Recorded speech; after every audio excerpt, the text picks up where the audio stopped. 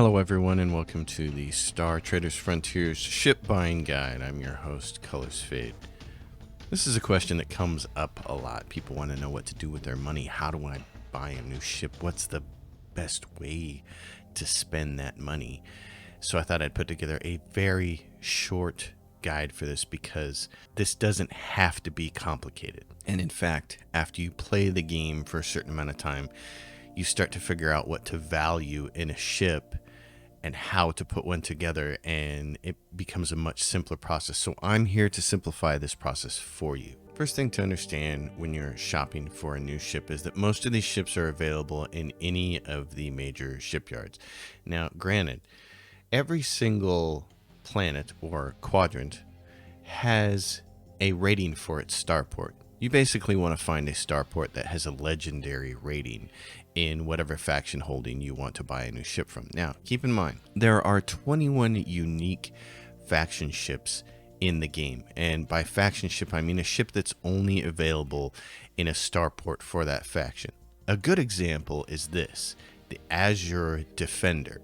It's a Maklumnue ship, and it's only available in a Maklumnue faction holding. As you scroll through the various ships and inspect their statistics on the right, you're going to notice a trend, of course. The more expensive the ship, the more mass it has, and the more bigger of a hull it has. But that's not really what you want to pay attention to.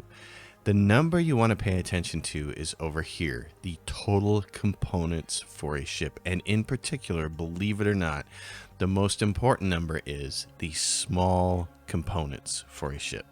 And the reason for this is because some of the most important components that you can possibly put on your ship to help you in combat take up the small component slot. There are two components that are really important if you're going to fight up close in the first three positions. Number one is this one right here, the defense pattern matrix. You want to have 2 to 4 of these on your ship. This is what helps you avoid getting hit in the first place.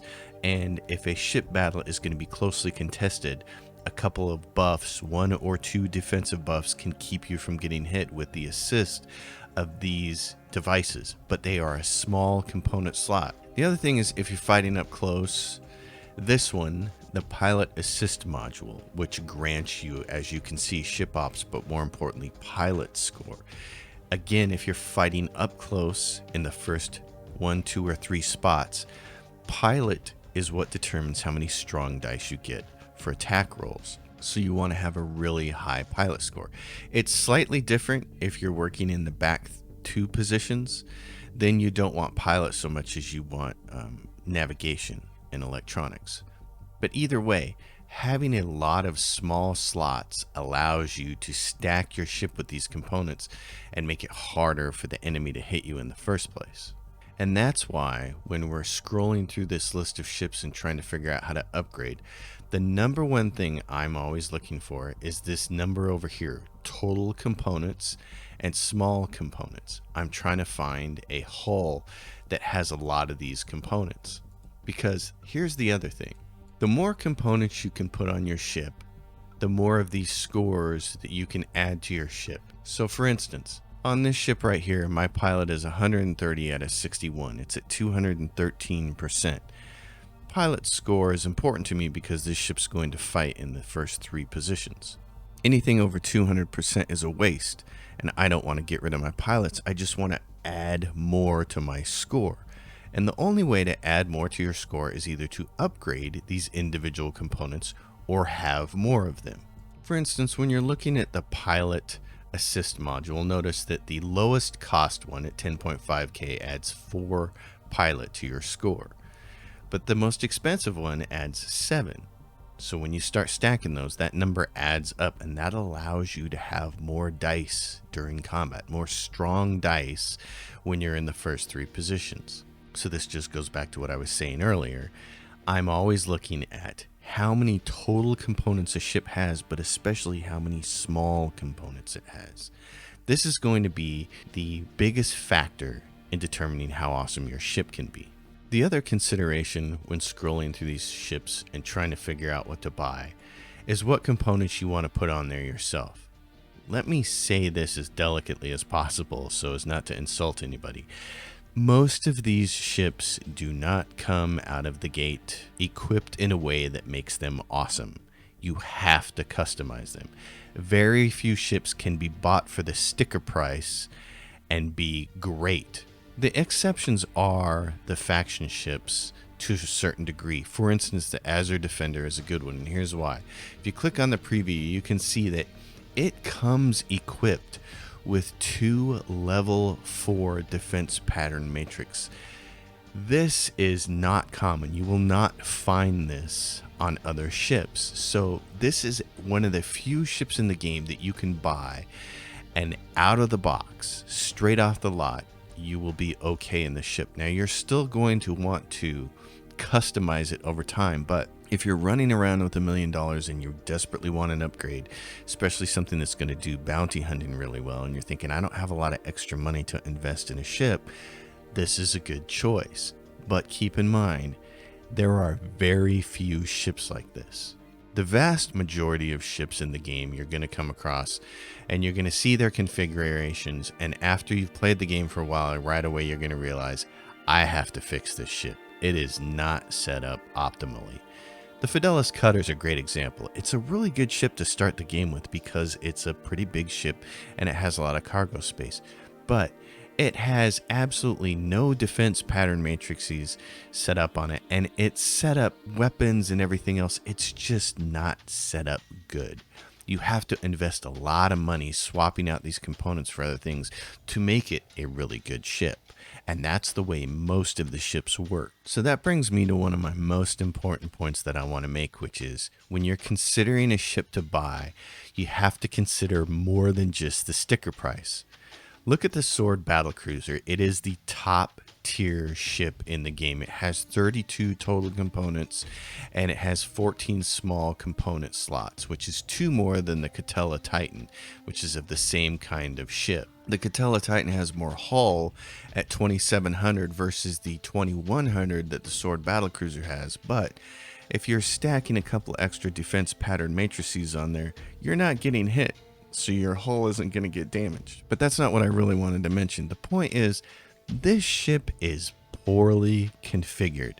Yes, the sticker price is a little shocking at 2.2 million, but here's the point I want to make. You need more than 2.2 million to get this ship. Yes, you can take it off the lot with 2.2 million, but it's configured poorly. When you're considering a ship to buy, you need to have a lot more money than just the sticker price before you buy the ship, because what you really need to do is purchase the ship and then fix it. You need to replace all the components. The Sword Battlecruiser is a great example because it has all of these reinforced structures on them, which are actually redundant.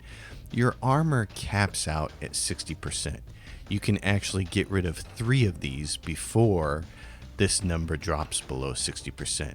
These are all redundant. You don't need these. And you would be far better off using these medium slots for other things and taking these weapons off the small slots and putting in things like defense pattern matrix and pilot assist. You can see this is what the stock Sword Battlecruiser looks like, but this is what my Sword Battlecruiser looks like. I have this thing set up with only 2 weapons on the whole ship.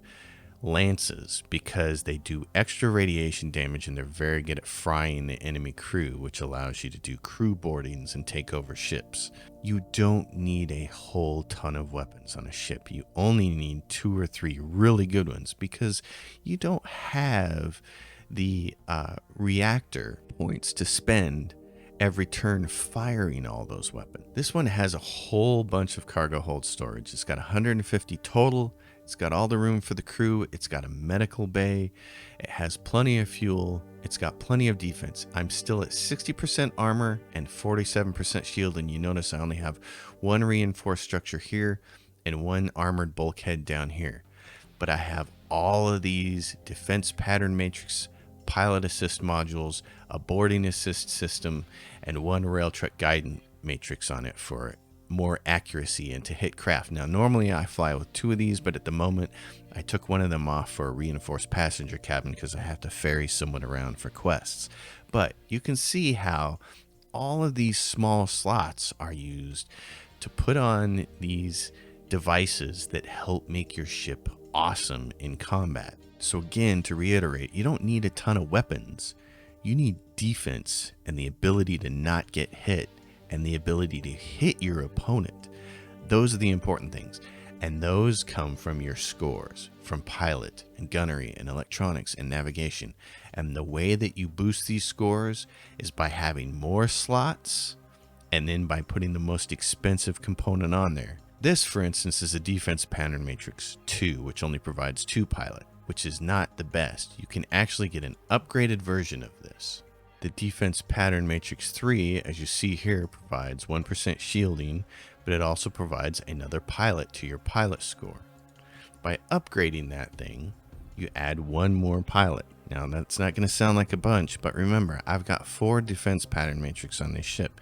If I upgrade all 4 of them, that's another +4. That changes the score, that gives you more strong dice, and it makes it easier for you to attack your enemies. So if the total number of components on a ship and the number of small components are also important, then what does all the rest of this mean, and why do we have so many different ships? Well, first of all the different ships are very cool. The artwork is amazing and they're very neat, but that's not the only other important thing. Granted, you can save up about 6 million credits. You can come down here and you can get a sword battlecruiser and you can deck it out. It takes somewhere in the neighborhood of 6 or 7 million credits to buy this and completely deck it out the way I want it decked out. But here's the other consideration when you're looking for ships. The other thing I like to pay attention to is the agility and the speed score. Agility is used when you're in one of the first 3 positions for combat, and speed is used when you're in the last 2 positions, slot 4 and 5 for combat. These affect your strong dice for defense and offensive attack rolls. As you're going through these ships, you want to look at the agility and the speed score. Those matter. If you want to shoot at your enemy from long range in positions 4 and 5 and make for easier escapes, you want a higher speed score. If you want to be up close and personal, like I like to fight, and shoot from one of the first positions, then you want a higher agility score. You can see that a ship like the Shazari Huntress is a really good ship from long range. It has a 19 speed compared to a 13 agility. It's very good to have and have long range weapons on. And then if you're in slot 5 and you engage an enemy and you think, I'm going to lose this fight, then buff up with your escape buffs and get out of there.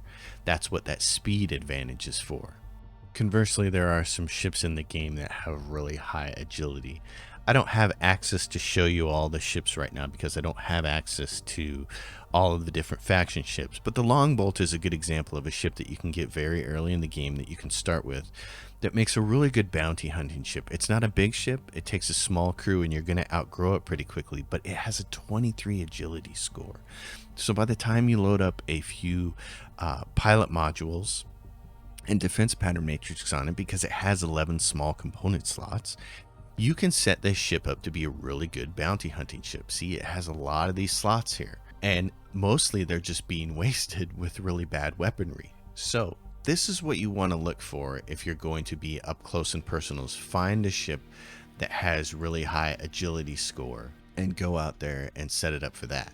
And so just to reiterate one more time, it's not the final sticker price that you need to be paying attention to. If you're sitting around with $2 million in your bank account and you're saying, oh, well, look, the Aegis freighter is 1.8, I'll just buy that. Odds are you're not going to be happy with it after you take it off the lot, because you're going to go in here and you're going to look at this component and you're going to say, oh, man, yeah, look at it, has all these weapons, but you can't fire all of them at the same time. It only has 145 fuel, which means you're going to be refueling every 5 steps you take. And it doesn't have any defense pattern matrix or pilot assist modules or boarding modules.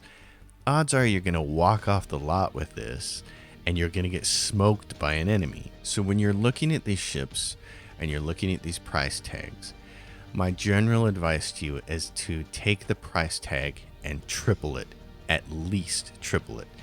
And that is the amount of money you need to actually buy the ship, because you're going to buy the ship and then you're going to go in and start upgrading it.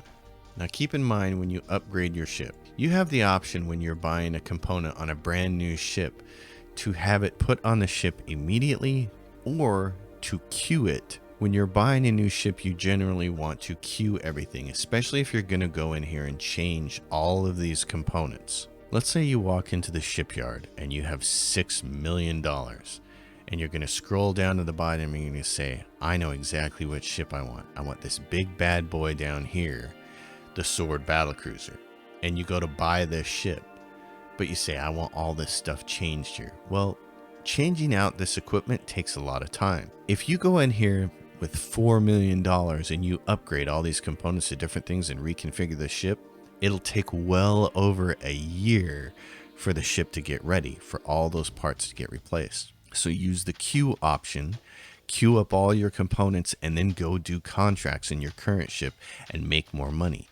Come back a year later, a year and 16 weeks or something like that. Come back and your ship will be ready to take off.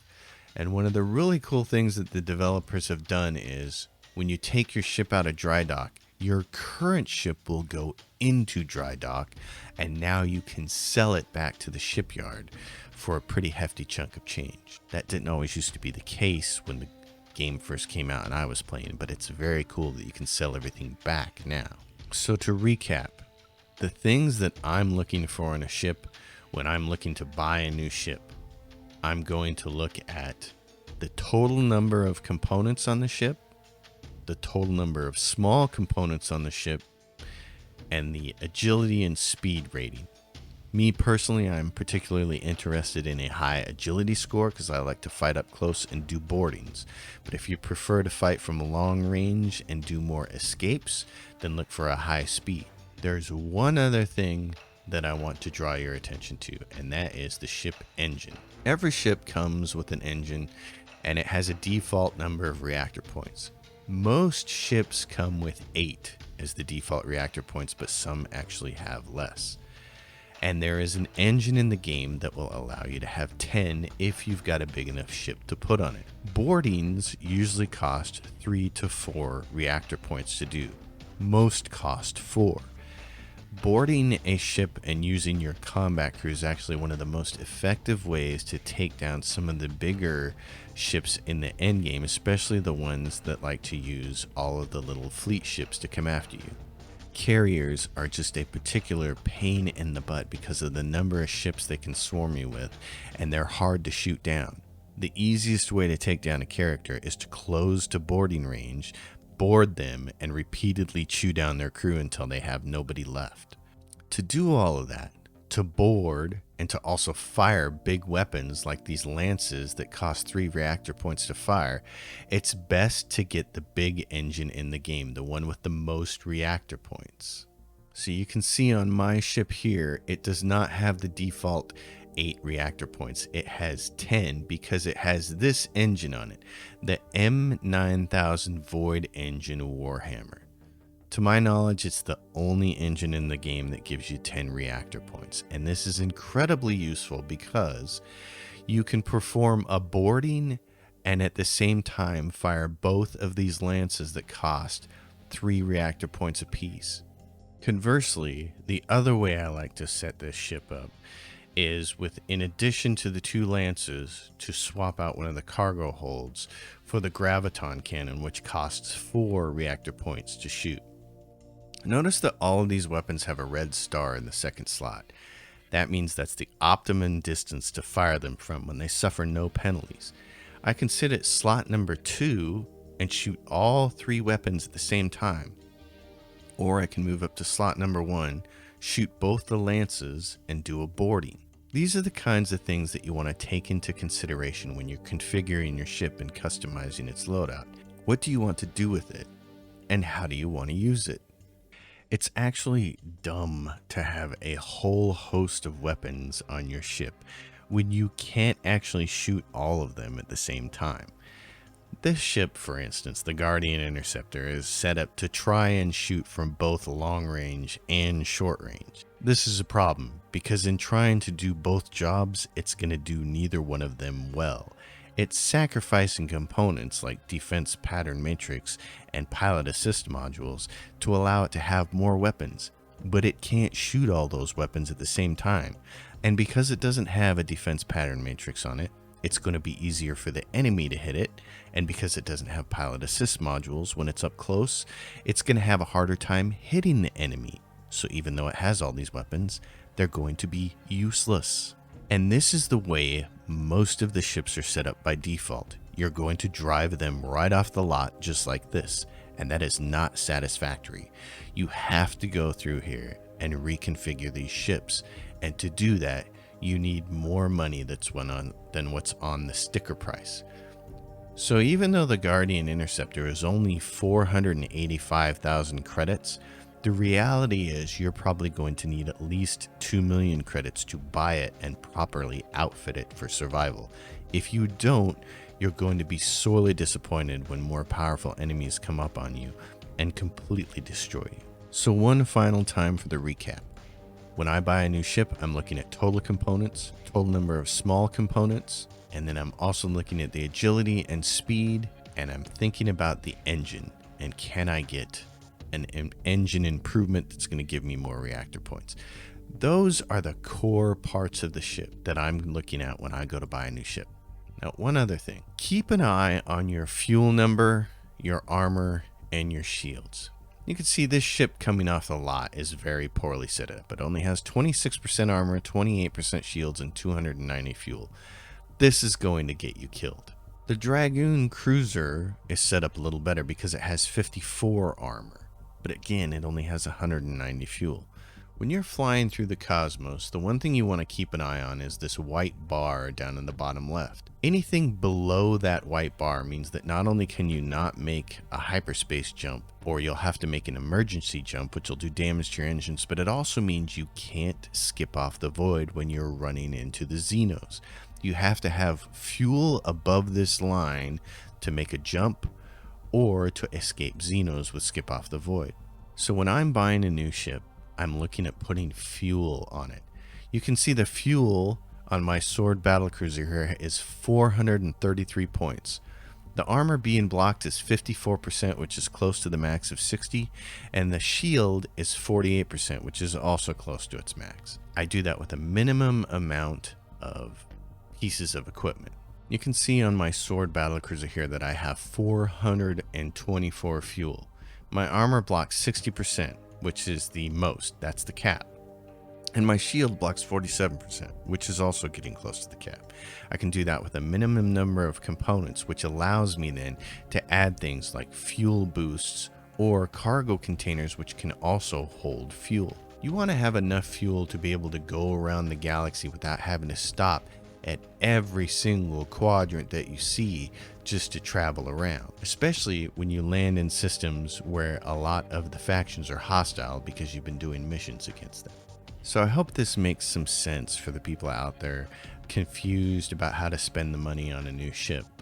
My advice to you is to bankroll more money than you need for whichever ship you want to buy, and then try to upgrade into a ship that has more total components than the ship you're currently in. In general, when you're playing the game, you're either going to make 2 upgrades or 1 upgrade. If you start the game with something really small, like the Aeternum Vindex, has a very small crew of 24. It's a very small ship with only a few components, and you are going to outgrow this ship very quickly. You're going to need to save up enough money to get into what I call the mid-range ship, which is something down the line like a Paladin Cruiser, a Shazari Huntress, or a Horizon Cruiser. Something like that. But that's not really an endgame ship either. You can see my numbers here with my current crew if I were to take this ship and use it. I'm not only well over the 200% for each of these fields, I'm absurdly over it for some of those. When you're upgrading to a new ship, you want these numbers to be as close to 200% as possible, which means that you need to upgrade these components to provide more pilot, more ship ops, more navigation, more electronics. So you need more slots for components, and you need better quality components. Now, for some people, you're going to start the game with what I call a mid-range ship, like a Paladin Defender. Or you might even start with the Shazari Huntress. That's my favorite. You may even start with the Fidelis Cutter. These are mass 6,000 ships, and they're ships that you can start the game with. And the reason I like to start the game, for instance, with the Shazari Huntress is because then I only have to upgrade one time. I can stockpile my money through the game, and by the time I reach level 20, 22, 23, when enemies start to get pretty hard, then I'll have enough money to upgrade to the Sword Battlecruiser. In the end game in particular, especially against the Jaida Xenos, I think you want to have the biggest, baddest ship you have with the most slots possible, because you really need to pack on the defense pattern matrix and the pilot assist modules. You're going to have to do a lot of combat, and you just need the most slots you can get your hands on. You don't want to get hit by those entities, so you want to make sure you have buffs. You want to make sure you have lots of gunners and crew dogs and all the people who are going to give you really good buffs for combat. But the point being, if you start the game with a really small ship, you can upgrade to a mid-range ship in the 5,000 hull range, and then you can upgrade a second time to a ship in the 9,000 hull range by the end game. But to me, that is a harder path to take, because again, you need 2 to 3 to 4 times the cost of a ship to upgrade. So you're talking about jumping from a really tiny ship up to a mid-range ship like the Paladin Cutter. It's 395,000. Let's say you wanted to upgrade to that ship and get out of a really small ship that you started the game with. You're going to need about $1.2 million just to outfit this ship correctly. Sure, you could try to fly it off the lot like this, but you're not going to have a lot of success with it. My advice is always to upgrade components. Always, always, always.